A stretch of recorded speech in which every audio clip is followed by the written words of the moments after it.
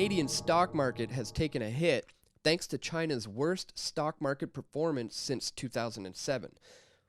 The Shanghai Share Index was down thousands of points, which will ultimately influence how many raw resources they import from Canada.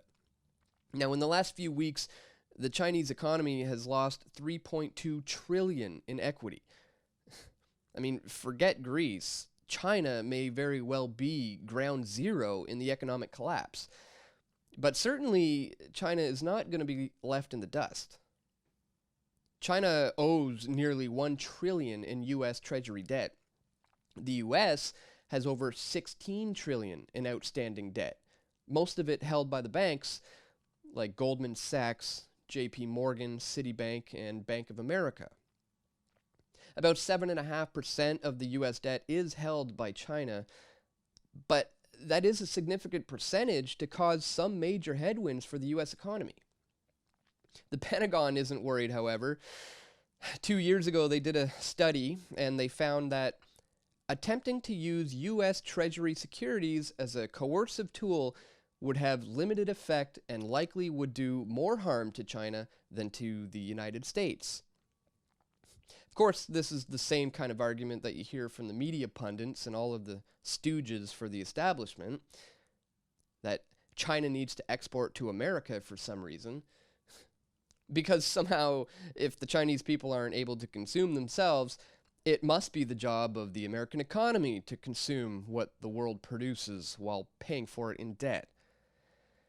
Now, this isn't to say that the two economies will someday split and isolate each other.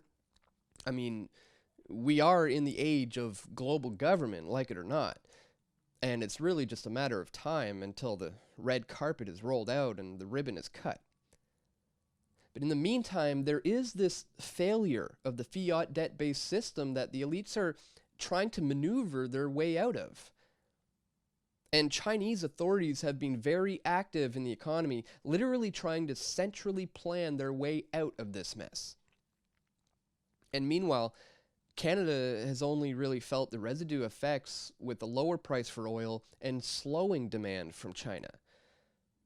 But with the bubble popping in China and the lackluster results of the so-called U.S. recovery, there are no export markets for Canadian resources. And despite the Bank of Canada's assurance that the other 80% of the economy is fine, obviously that other 80% consists of mostly real estate and service sector jobs that do require a robust export industry and raw materials. Raw materials that neither the Americans or the Chinese are buying.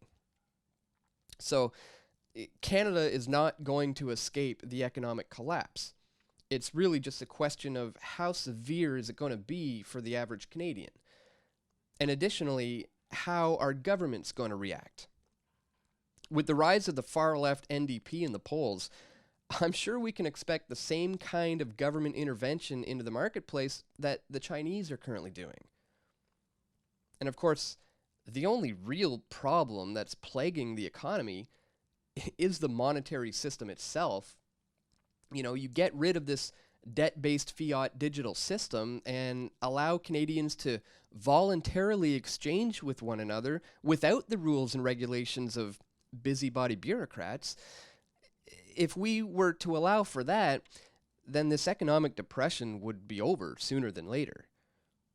And who knows, maybe the result of letting Canadians produce value for each other will be less reliance on having crony-capitalists exploit and export our natural resources. Thanks for watching, guys. Check the links in the description for all the sources to this video. And also, check out our limited edition Investigate Bilderberg t-shirts, which we're going to have available to order for one more week. And the funds are going towards supporting the efforts of both We Are Change and also Press for Truth. Thanks again for watching. Stay tuned, guys. We're going to have more videos coming very soon right here at pressfortruth.ca.